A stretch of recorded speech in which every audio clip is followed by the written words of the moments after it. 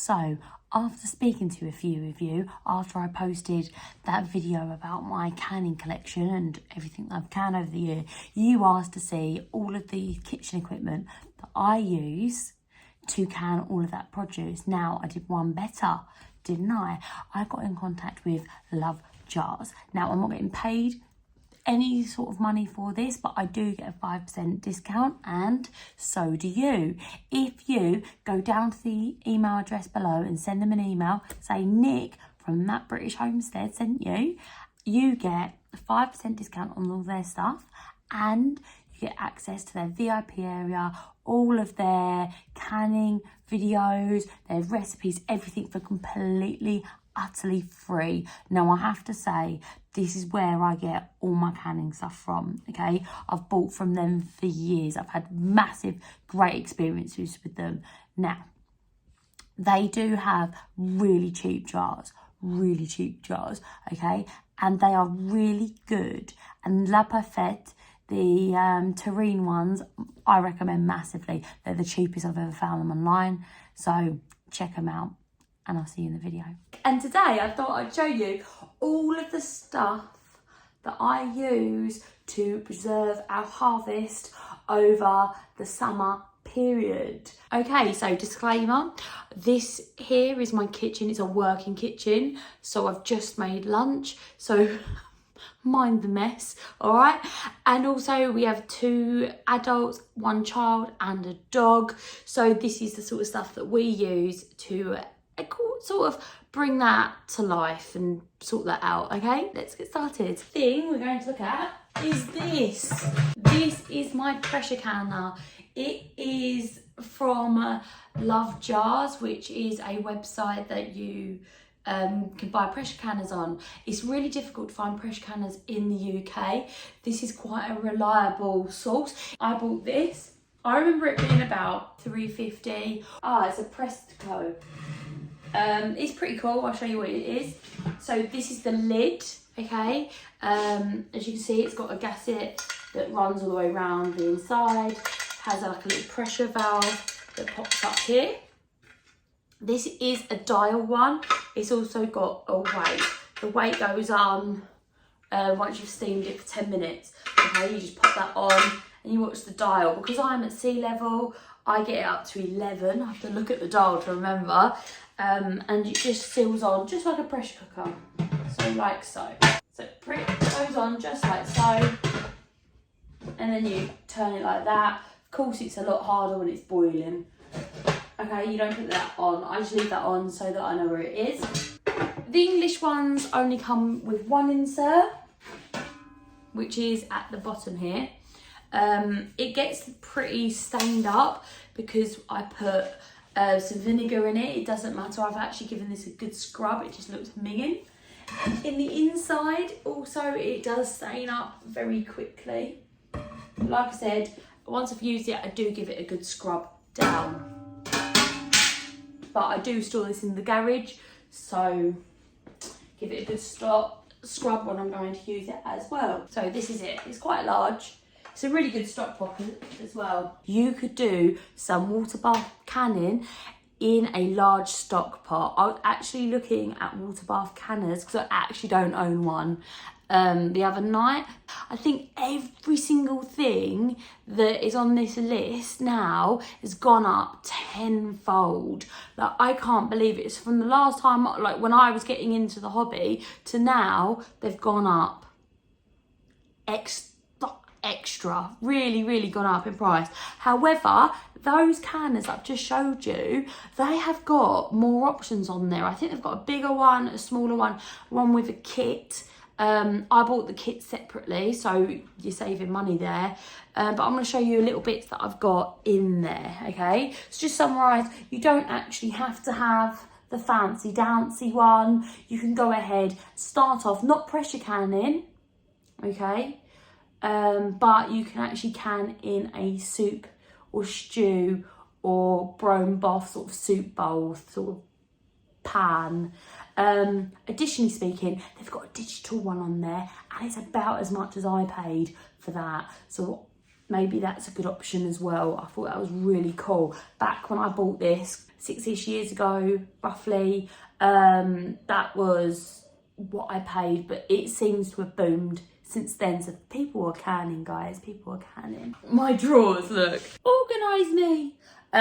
So I'm just going to show you what I have. Like I said, this is a working kitchen. Not the best organisation, it's just all sort of thrown in here, but I kind of know where things are in my mess. You get what I mean? So these are the canning supplies that I have. So this first thing is a bubbler. Come forward. So this is a bubbler here. Ta-da! You know, like, you know, one of those buying channels. So this end you put into the jar and you give it a bit of a wiggle. So this is an old-fashioned jar, literally, it's called old-fashioned. Pretend this has got liquid in it. What you'll do is pour the liquid on. I always use one like that. Pour the liquid in and then you de-bubble it, right? Then you use this to see how much headspace you need. However, these jars, the actual proper canning jars, you can see where, because there's a little line. So you go up to that line there. Don't have that there, but that has a line on, and so does the ball one. I actually have a ball jar in here, but I made smoothies this morning and I threw it across the kitchen. I like had it in my hand and then I didn't. And I was gonna put it into the fridge for tomorrow, but instead of, I threw it all over the counters. So you'll probably see like, oh, I just cleaned them counters. So yeah, I threw it across the kitchen, which was awesome. I scrubbed down this kitchen yesterday, but hey ho. You've got your, and it's written on there, do you see? Do you see? Focus. It's got it all written on there. When I started out canning, I was so nervous I was going to kill someone. I used to use stuff like this. It was like, gave me a peace of mind. So I know that if it's, it needs to be 1 inch, that is 1 inch. If it's a 1/4 inch, you know, this one is a 1/4 inch, etc. Because I know, and I'm very small, so my inch is probably the size of a 1/4 inch of someone. I'm only 5 foot. These are great. You kind of need these to can. These go into the boiling water and you pull out your jar. Ta-da! Right, that's why I really like these jars, because they've got like a solid lip on them. I've got a fake ball jar here. And once again, that's easy to hold. Can't pressure can these ones. It shatters into a million pieces. Okay, you've also got these, I don't know what they call them in like in canning. I guess they're canning funnels, but they're like powder funnels, because that's what I learned they were. I used to work in a lab, so that's what we called them. Right, powder cut funnel, normal funnel. This is good for liquid. I actually just made red wine, which is behind you, so I'll be using that later to put it into bottles. You also get these tongs. These are awesome. These, I kind of, when I put the lids in to boil, that is really easy. Remember, it's in boiling water to pull out. It also can hold the flats quite nicely. This here does up. I've never used this. Does up the jar. There we go. I think it's more to untighten them, because you're only meant to do them up finger tight, like that will do.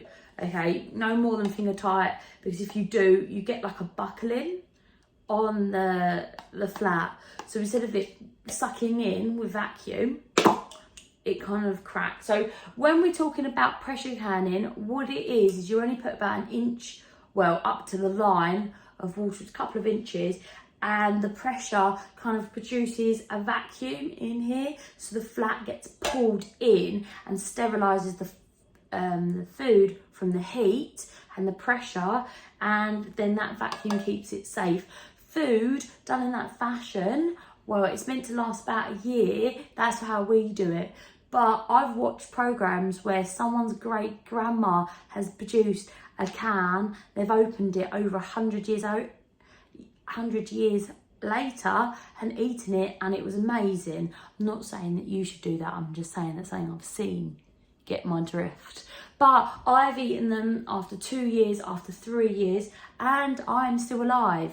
Once again, this is not me telling you to do that. It's just me telling you a random fact that's unrelated to you eating anything. Do you get my drift? Do your own research, all right? Look at this. I'm just going to show you these. These aren't actually something I was going to show you. But how cute are these? These are cut crystal. Out my little garlics in it. I've got one for general eating and one for the ones that I'm going to plant. So when I'm looking through, I'm taking out the big garlics and the little garlics. Now, I found these in the charity shop and I had to buy them because my mum had that as her engagement ring. My dad's Irish, right? And I was like, how cool is that? I had to have them. So that's why I bought these. They look so bougie. 50p each. You can't say no to that, can you? Right, Jazzy actually wanted them, but I ended up having them instead. Another thing you have to have, but this is a must-have, this is kosher salt. I'm going to show you, like, it actually looks different. Pretend you're like, oh, wow, that's amazing. So that's kosher salt. You use it for canning. All it is, it's got nothing else in it, and it doesn't go cloudy. That is it. Expensive in the UK. I think I buy it for a box for about 20 quid. Which is rather expensive. I use it in everything. We don't actually buy normal salt anymore because I read it was actually healthier. I had a problem with my thyroid a little while ago. I don't anymore because I got it removed. And they said that I should be eating non-ionising salt. So I switched that ages ago and I just do that now. Right, so let's move on to cookware. I love cookware. See, I've got some stuff out already, but just ignore the dehumidifier. It's just resting. These, I've just cooked with them, so they're probably going to be... No, they're all right. So this is a cast iron. As you can see, I've just oiled it. What you do is you oil it up and you put it on and you let it smoke.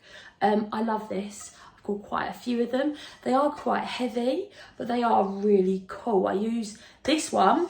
Is my bread and butter. I use it all the time. This kitchen is completely unusable at this time of day because it's so bright. So this is my cast iron. You never put these up wet. So I use this all the time. And this is a piece that, I want to say this was £30. I'm pretty sure this came in a set of 3 for 30 quid, which is pretty decent, right? It was on Amazon. Everything I buy is on Amazon. And it hasn't, like, look at it, it's beautiful. It's well seasoned. And what I do is once I've cooked in it, I will sometimes wash it up, but mostly I'll just rub it around with oil. And I mean, I just fried eggs on there. They don't stick, and I actually filmed a little bit of it so that you can see it doesn't stick. Okay, so because I always hear, oh, you can't use cast iron, it sticks, and we've got to use non-stick. I've read some horror stories about all of the toxic stuff. The reason why I started using this, I don't know if this is true, but it worked in my mind, is I'm anemic, so I thought that the iron would sort of leach into my food and maybe improve my anemia. So that's why I have cast iron pans. So I have this one. I use this one maybe 6 days out of the week. I will cook in this pan. This one, I'm sorry, it's got food in it, but I made a chocolate brownie and that's what's left in it. This is one from the same collection. Great for desserts. I know it's really grim showing you that, but we just had lunch, okay? It's a working kitchen, don't judge. Then we have a skillet. Whew, this skillet, so this was a gift from my partner. It's quite a bougie one. It's a bit, I don't know if you can see that, but this was an anniversary gift. This is a skillet. I cook steak in this, and I also put it in the oven because it's cast iron.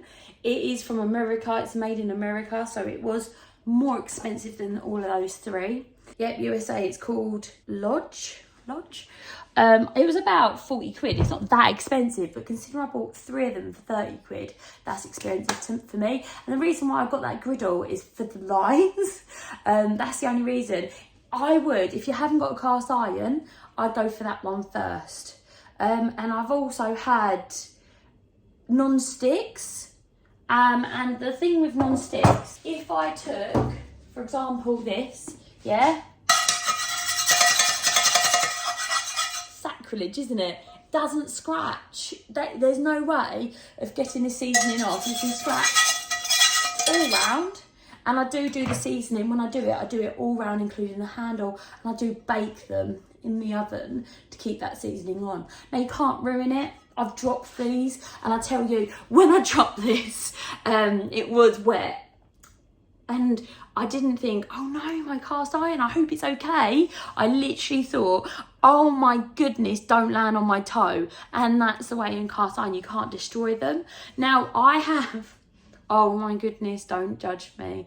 Okay, I hide behind the cast iron whilst I tell you. No, I put this in the dishwasher. Yes. Yep.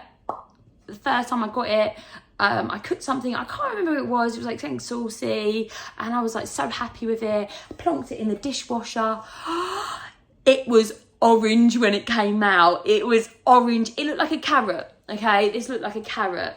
Look how there's no rust left on it, okay? Like I said, I'm going to clean that up in a bit. I just used it. And what I did was just sand it back, oil it, put it in the oven, sand it, and just like loved it back to life. You can't destroy them. And that's probably the most embarrassing thing I've ever done, is go ahead and pop that into the oven. Another thing that I've done is put them away wet and kind of put them atop each other and left a little orange mark on it. Once again, this has probably been orange a few times. It is absolutely fine. And I think people are nervous about cast irons and destroying them, which is completely understandable, because they're thinking, wow, you know, that was like quite expensive for a pan. I'm a little bit worried about them. So you can use metal on them. You can use something that's not metal on them, or you can just use a fork. I like them like that. The only problem really is they're very heavy. Also, they take a little while. You have to love them to get them to work. I'm so totally used to a cast iron now, so I think that if I go around my friend's house, right, and we go over to people's houses and cook, we're quite frugal, right? Anyway, when we go around my friends want me to cook for them, because I feel like cooking from scratch isn't something that people are used to anymore. So when I go over to people's houses, they say to me, oh, do you want to cook? Because I can't cook. I'm like, yeah, fine. But when they have these non-stick pans, I start bringing my cast iron everywhere I go now, because I find it very difficult to cook in a non-stick pan, because this takes a lot of energy to warm up. So I tend to burn things, and I always have it on high, smoke it, then start cooking. So, but I cook everything in that pan. I mean, I'm talking about sauces, salmon steaks, you name it. I'll cook it in there. I've even roasted, did I roast? No, it was the skillet that I roasted the leg of lamb on for Christmas, only because it's slightly bigger. Now, with my cast irons, the only thing I wish I had was one that was slightly bigger, and I will look around and try to get I'll try to get an absolute deal on that. I'm not going to buy, do you see what I mean about the light? I'm not going to buy one for like 50, 60 quid. I'll wait until maybe even like, you know, sort of discount time like now, and I'll get one for like 30 quid. 30 quid's my limit on cast iron, okay? You can spend a lot more, but I don't think, if that has got no label on it, they don't even put their name on it. This is the best thing I've ever bought. That's gonna last me a lifetime. So another thing I like about the cast irons is that if you forget about them in the oven, then it doesn't matter. This is one that this is Jasmine's cast iron. She got it for Christmas this year. We make brownies in it. That was one of the things that we made. We actually made one in there and one in there. She's eating all her one, look. And it's fantastic. I don't even know how much this was. I think I got it from Wilkinson's with a little pack, and it was great. And I mean, that's going to be her little one to learn to cook in. So I think that's really important. This one here, you see I've got some fat in it. I've just cooked some potatoes in it. It's very, very hot, but leaving fat in it is okay because it's just going to season it. I will pour it out in a little while, but I'm not going to worry about it. So then 3 were about 30 quid. So that's quite reasonable, I think, personally. You'll notice throughout this video, you'll be like, wow, she's really cheap. And the answer is yes.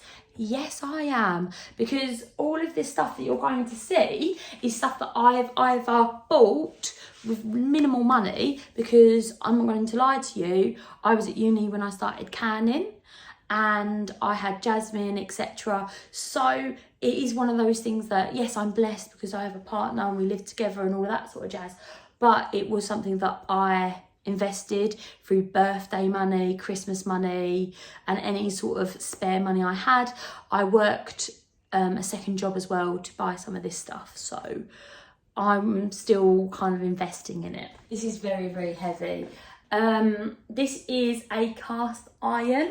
Again, I know this one is incredibly hot, but you can see what it looks like. It is a pizza dough ones. We make our own pizzas and we cook it on this cast iron.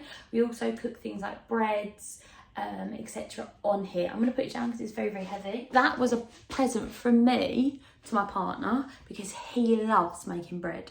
So I bought that for him, and he makes like pizza doughs and breads and all of that sort of stuff. So it was a nice sort of base for him to cook on, and you put a sort of a cast, my wrists hurt from how heavy that is, cast iron pot on top. Now, I'm pretty sure that was 30 quid, but I'm not sure. It came with little rings of cast iron so that you could cook things and do things in there. And I really love that. That actually gets quite neglected because we only use it once in a while, but it's in the bottom of the fridge. So every so often it goes a little bit orange in the edges, and you just rub a bit of oil on it, bake it, it's fine. You just rub it backwards and forwards to get it into them grains. Once again, from Amazon, completely, utterly unlabelled, very cheap and cheerful. This is my pride and joy. You know how I was like, oh, you don't necessarily need to have a pressure cooker. I love this. I don't know how I ever cooked without it. I'm pretty sure my partner got us this for like a big anniversary. But I wanted it for ages. It was expensive. Now, it isn't a branded one, but it is lovely and it's perfect size for us. Now, once I've done this, I do put a little bit every so often, a little bit of oil around here. It is a bit dented up and it's chipped the enamel. It is a cheaper one, like I said, but I did burn it. Look, oh, and scratched it and all sorts. It's not the best, but it still works, and that's the main thing. I make all my soups and stews in there. And I'd probably use this maybe, well, depends on the time of year. So at the moment, I'm using this maybe every other day, if not more, because I'm eating a lot of stew, soup and curry. Obviously haven't used it today, used it yesterday though. So I'd say that I use this in the winter most days. In the summer, I might use this, I might not. It depends. I kind of eat very seasonally. Oh my God, I've got to put that down. It's very heavy. The next thing that is like a must-have, I absolutely love, is a large colander. So these colanders are great because they've got the little holes in them. I like that. I've washed seeds in this. I've sort of washed rice. I've washed grains. I've washed harvests, you name it. And I really like this one because of the small holes. I like this one. I like this one because I think it looks nice. It's got like the enamel on it. But it's very old now. Look, it's started to go rusty. I can't even remember. I must have bought this like 8 years ago maybe, when we first moved in here. Like maybe a little bit, maybe before. Maybe I had this in my other place. I feel like I've always had it. Before this, I had a green plastic one, which was similar design to this, and I've melted it. I learned very early on that if I have anything in plastic, I melt it, so I don't buy things in plastic. I've got a little sieve. I had one of these in plastic. Guess what happened to it? Yeah, I melted it. So, yeah, I've just bought that this year. I've only used it once so far because it is it's the first, isn't it? So I've only used it once. But this is what I'll use for about once a week for our fancy dancy Sunday breakfasts. We go hiking on Sundays. for a couple of hours and we come back and have a nice lunch, brunch sort of thing. Also got a series of pots. Got to have loads of pots. I end up using pretty much all of these in one go sometimes.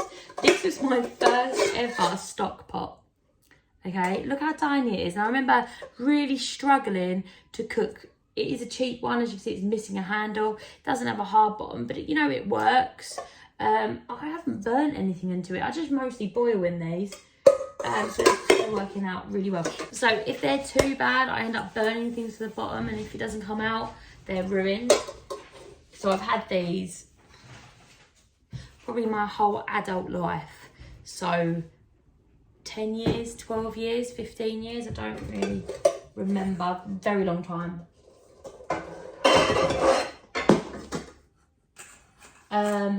This is new this year.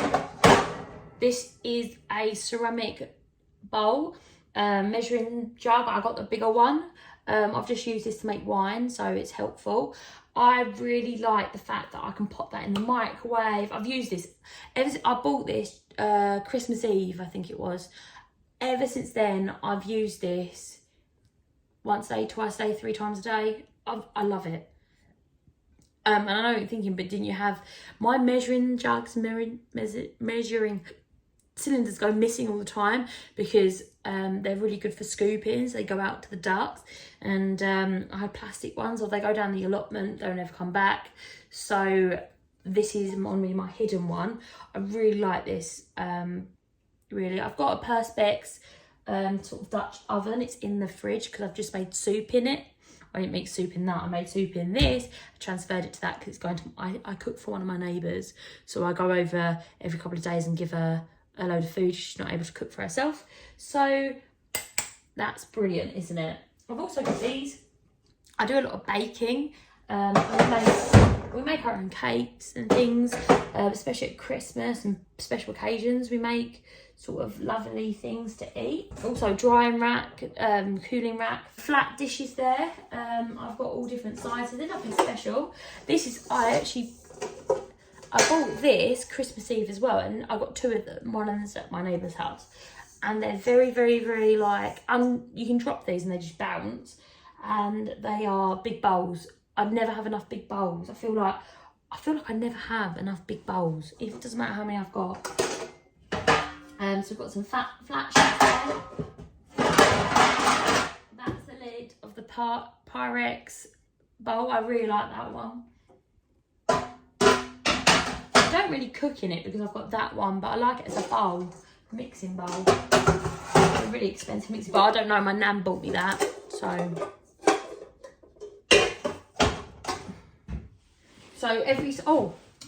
So this was my upgrade from that tiny pot, is this one. I actually can in this sometimes. If I've got some small jam jars, which are like this big, and I can get like the 3 inches above it, inch above it, then I will go ahead and can in this. This is all you need. I am going to buy bigger pot that's about that big to the ground there and have them. I feel like I just need more stock pots. This one has worked. Like, this has had a big, I bought this the first Christmas when we moved in. It's a cheapy one. I mean, look at the lid and look at the handle. It fell off and I lost the pieces. But I've done all of my canned stuff. I've boiled it in here, like my soups and stews and also anything that needs to be left a long time, I'll do it in this, because I find that the Dutch oven I kind of forget about and it burns quicker. This one's a bit more forgiving for that. And if I destroy this, it was only about 15 quid. And I've had it for yonks. It's getting really messy in here now. So this is used as much as my Dutch oven. So whenever I use any sort of curry or soup or anything, tomato sauce that I use this immersion blender. I don't actually remember buying this. This must be, goodness, as old as before Jasmine, after Jasmine was born. I don't remember. It's very old. I think I had one, actually tell a lie, I think it broke a few years ago and I got the same one. I think my grandma bought me the original. Can't really remember, but I use this I don't know what I'd do if I didn't have this. So it breaks off into 2 pieces. I put one into the gadget drawer, as it were, and the other bit goes into my random stash drawer with everything else. So this one is a coffee, I'm laughing, it's my coffee grinder. It used to be, well, before we had that coffee machine, we had those coffee machines where you ground up the beans yourself and then put them in. And this is what it is. As you can see, it's very melted, because I told you, didn't I? If it's not mine, it's not melted. So what you have to do is I use one of my meat thermometers, got loads of them, and I stick it in there like that, not anywhere near anything. It's plastic, and I grind it up like that. I'm not recommending you do that. I'm just saying I'm not buying a new one. That I have here. This is what I do all my grounds things on. Forgive me, I just used this morning. So it has a lid, but the lids, I haven't washed up the lid yet. And this is what I make things like my ground dehydrated things. So that's really important. I use that not all the time, but I use that quite a lot throughout the summer. It works, it's probably the best grinder that I have. It is a smoothie maker, but it's very good at grinding. So that's what I use it for. The next thing is my food processor. Now, I've had this food processor for ages. I got it from a gift from my grandma, obviously for a birthday or Christmas or something like that. Now, it is a Keepers, so obviously very good brand. But this has lasted for ages, but the motor's starting to go in this because there's a smell, isn't there? When the motor's about to go, Bob reckons it's because the brushes are, I don't know, but it smells weird. It reminds me of my nan's old mixer. So it's got loads of attachments. The one that I really use is either the one that slices or the one that slices things up. I like using this for grating. I've used it to make all sorts of things. I've worked this. Like, it's dying, but it is dying, well, it's got to be at least 5-6 years old at this point. Once this dies, of course, I'll replace it. I try to replace it now with slightly better things. That's what I'm doing with all my stuff. So if anything dies or gets melted, then I'll probably replace it with something a little bit better. This was given to me, by the way, by a neighbour. They didn't want it anymore, and I got that for free. Yay! So, next thing, this is a meat grinder. Oh, it's upside down. This is a meat grinder. You go ahead and attach it, and it's hand fed, so you put the meat in there and it grinds out there. It comes with some attachments that make it a little bit easier to use. I've never used this before, but it was something that we were quite interested in, and I wanted one that didn't rely so much on electricity. I thought that was a good idea at the time. Bob said this might be a little bit difficult to use because it's got plastic inserts, so I don't know. See, there's plastic inside. Look, it looks awful, but I promise you it's clean. It's not been used. So there's that. Oh, there are the inserts there. There's all sorts of stuff to make sausages. So I thought that was a really fun hobby. One of our friends is into making sausages, and they were going to show us. This here is our second ever George Foreman grill. Our first one was given to us by my mother-in-law. It was her one, and we replaced that with another second-hand one that was given to us by our neighbour. It was in really good condition, and it was slightly bigger, which worked out quite well for us because we do a lot of cooking, and we thought that was really great because all the fat runs down. So I use this probably coming up to spring. I'll start using this again. At the moment it's right at the back. So this is an air fryer. I use this quite a lot because it's healthier than deep fat frying. I love air fried food. We went for a stage of using this and the grill continuously, but because I've only got a single oven, I do use this quite a lot to cook, especially when I've got stuff in there that I'm canning or I want it out of the way. I'll go ahead and put this on. It is very loud, but this was actually given to us by our neighbour. I promise I buy things. It's a Teflon one, and it replaced my one. There was a stand-up one. This rotates, so it's a better one, and my one was kind of falling apart. So, oh, and the original one was a present from my mum. Thanks, Mum. So this is something I use when I'm back at work. So this is a electric version of that Dutch oven, a slow cooker. This was a gift from my mum. I honestly always use any sort of birthday, Christmas money to A, stock up my kitchen, and B, it was to buy things for the allotment. So it comes with a glass lid here, and then it's got a ceramic thing inside. You've got to hold it because it will fall and smash. That's what you cook on. It's great. I use that, once again, same thing. If I'm going to make a soup, bone broth, a curry, or anything that's soupy, I will put them in here. But I've seen people do things like chicken. I've done pulled pork in there. You name it. Oh, I've cooked a brisket in it as well. It was really good.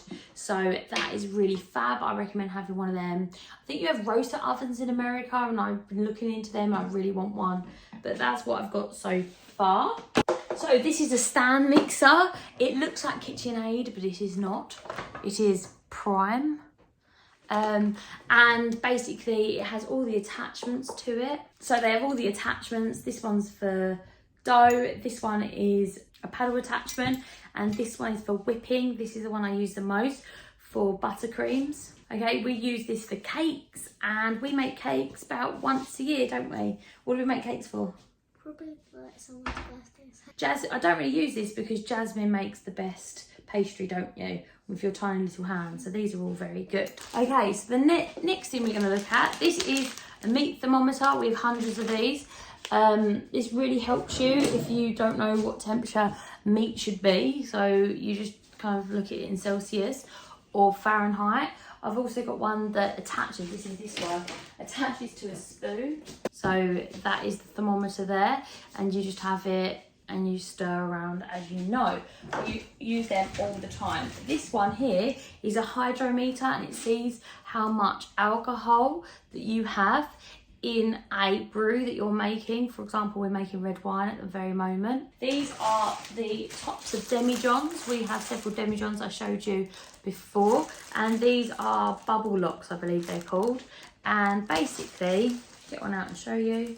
They go onto corks, and they just basically are filled up with water so no oxygen can get into there. So they're quite simple but really ingenious, and they're good for fermenting, like that. So it goes in there, and you fill it up to the maximum line, and when the air goes up it bubbles, but no liquid is lost and no oxygen can get in. So we've got a few of those ones. Oh, another must have if you have a little child is these are cut